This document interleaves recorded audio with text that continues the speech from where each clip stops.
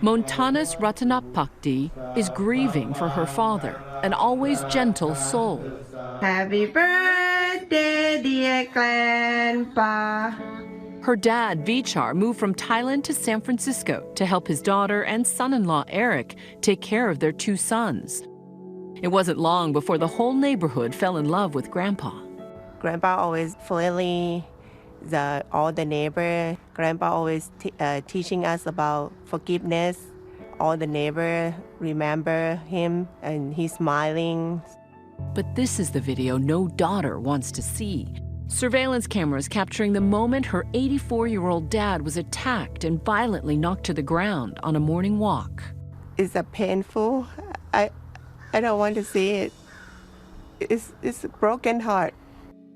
Vichar died 2 days later in the hospital. He never wake up again, bleeding on his brain. What did you say to him when you got to see him in the hospital? Dad, wake up. I want him to stay alive and wake up and come and see me again. But he never wake up again, and I pray for him. The Thai immigrant's death, one of a slew of assaults against elderly Asian Americans in Northern California, drawing the spotlight after celebrities like Daniel Wu and Daniel Dae Kim brought star power and a $25,000 reward. It was a very visceral response. I got very angry because I thought, this is now a year of these kinds of things going on. The videos prompting more than 1,000 people to gather over the weekend in the Bay Area to speak out against anti-Asian violence, calling for racial justice. Police arrested a 19-year-old suspect who pled not guilty to murder and elderly abuse. His lawyer saying his client had no knowledge of Mr. Ratanapakdee's race, since his face was fully covered with a mask and hat, and insists the attack wasn't racially motivated and instead had to do with a break in the mental health of a teenager.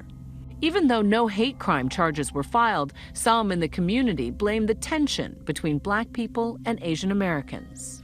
I think they targeting to the Asian American community. We need the Black community to realize that that Black people are hurting Asians and they need to speak out in their own community. It is not just a Black and Asian issue. It is something in the psyche of this country where somehow it's okay to abuse, physically or verbally abuse Asian Americans. We're being scapegoated.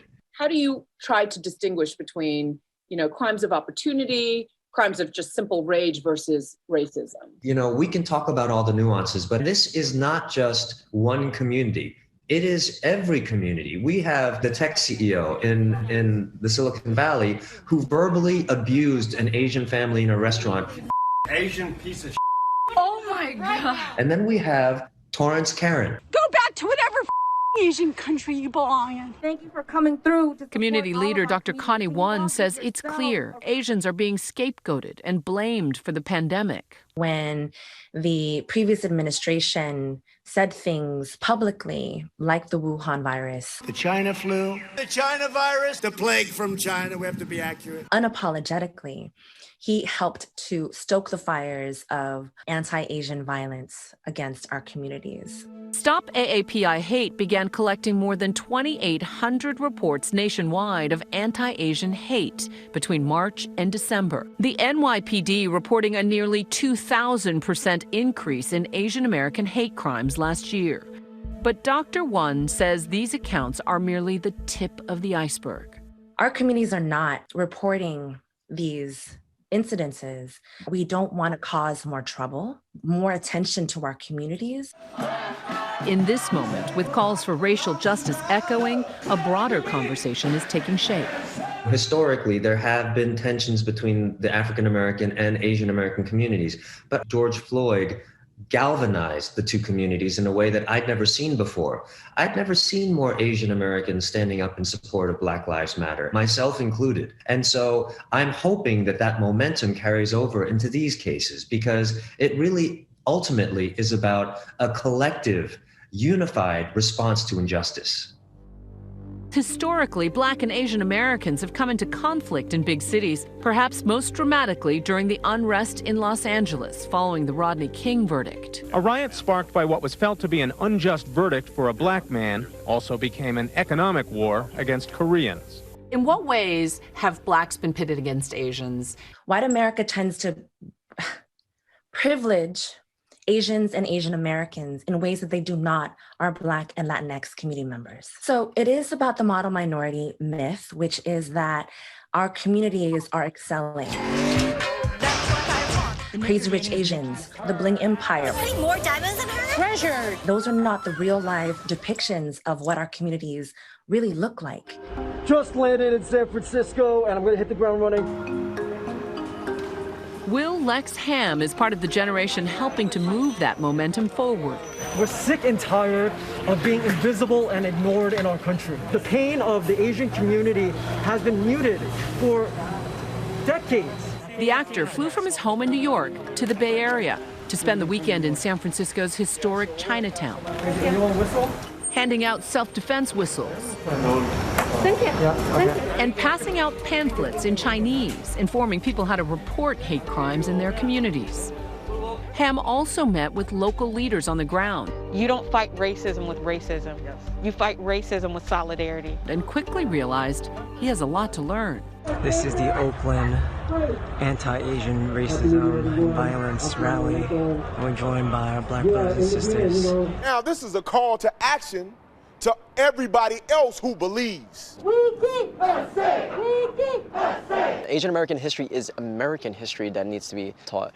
And so when it came to the Bay Area, I first learned about all these incredible Asian Americans who've been doing the work for decades. And they're utilizing their relationships with, Black community leaders, and a lot of the solidarity work that has been happening here to condemn the violence, to condemn the anti-Asian hate crimes. Activists are also looking towards lawmakers like New York Congresswoman Grace Meng. Last year, she passed a House resolution condemning anti-Asian hate speech. I started to get voicemails. I'm calling about the Karate Kid virus. Hey, you look like a Chinese virus, you fat slob. There was just so much hate.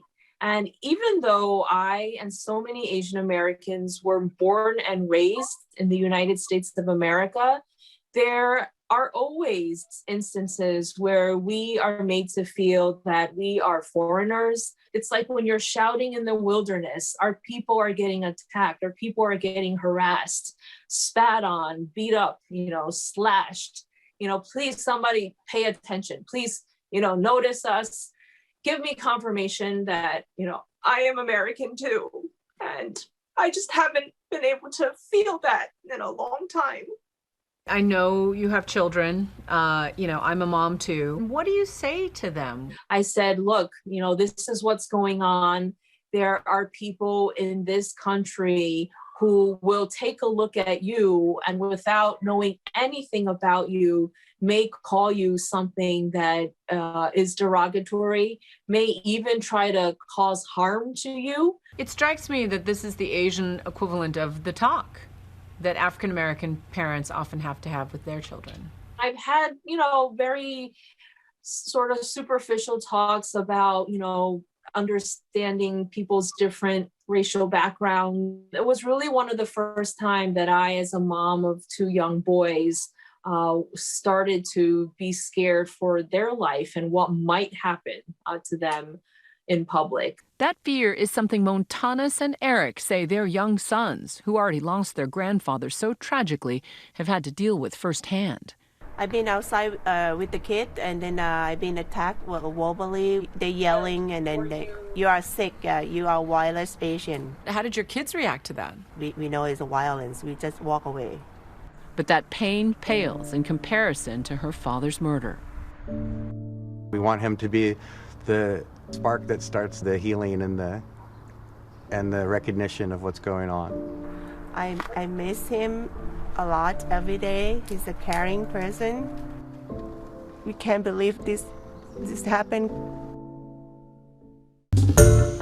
Hi, everyone. George Stephanopoulos here. Thanks for checking out the ABC News YouTube channel. If you'd like to get more videos, show highlights, and watch live event coverage, click on the right over here to subscribe to our channel. And don't forget to download the ABC News app for breaking news alerts. Thanks for watching.